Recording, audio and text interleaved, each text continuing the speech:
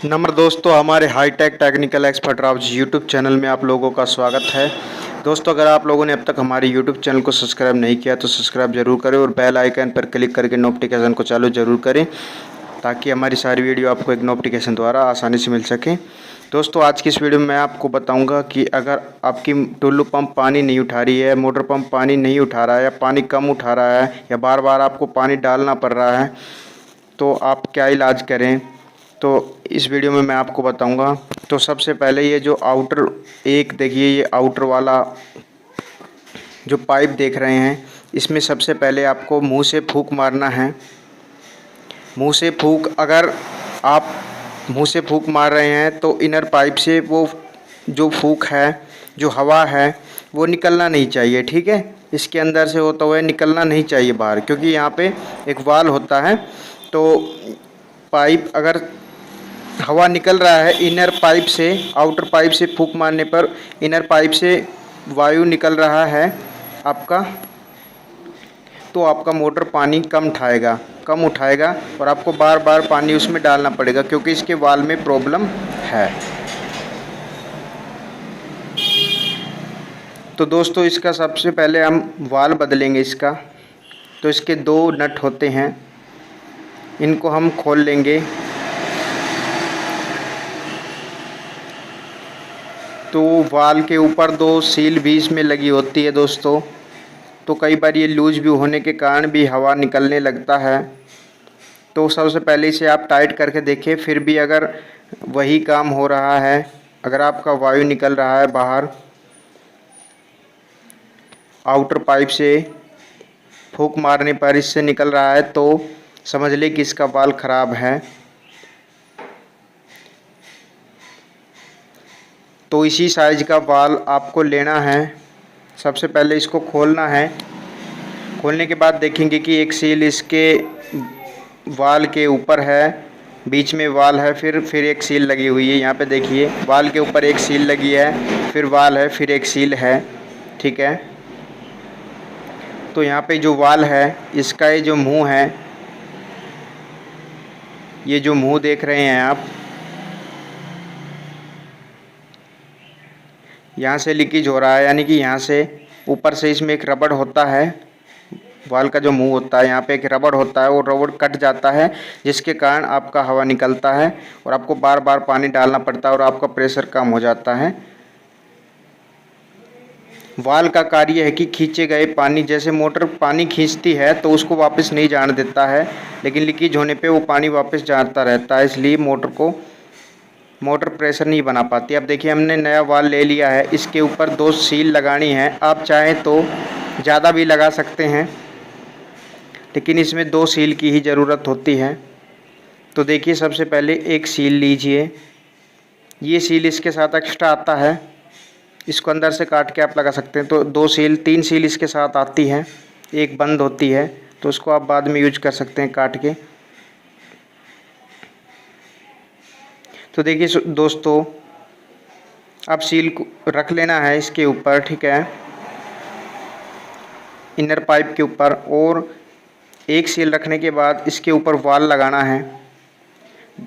ठीक है, मैं एक पुराना सील और ले रहा हूँ ताकि अच्छे से ये सेट हो सके और इसमें पानी ना निकले। अब मैं इसके ऊपर नया वाला वाल लगाऊंगा। अब देखिए, वाल इस तरह लगना चाहिए, उल्टा नहीं लगाना है आपको, इसी तरह लगाना है। ठीक है, इस तरह से लगाना है वाल, और इसके ऊपर एक सील और लगा देनी है।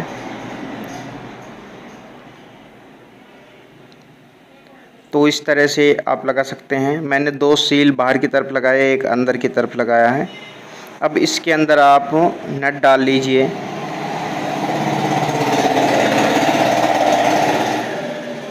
अब इसके अंदर नट डाल लीजिए इसके।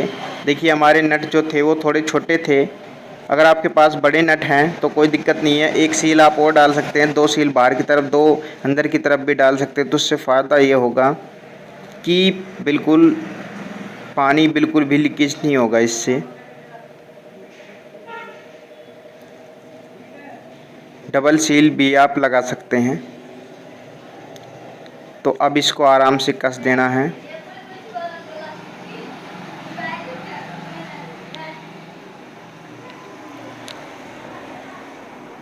अब इसको प्लास से टाइट कर देना है, फिर चाबी या पाना की मदद से इसको टाइट खींच देना है अच्छे से। दोस्तों पानी न उठाने के और भी कारण हो सकते हैं,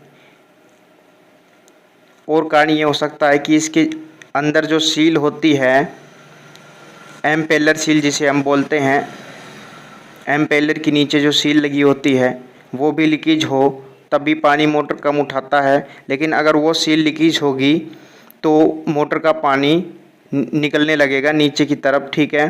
तो उससे पता चल सकता है कि हाँ वो सील कट गई है। अगर पानी नहीं निकल रहा है तो उसका मतलब ये होता है कि एम्पेलर के नीचे जो सील है वो बिल्कुल ठीक है, तो उसका बदलने का ज़रूरत नहीं है और उसमें कोई प्रॉब्लम नहीं है।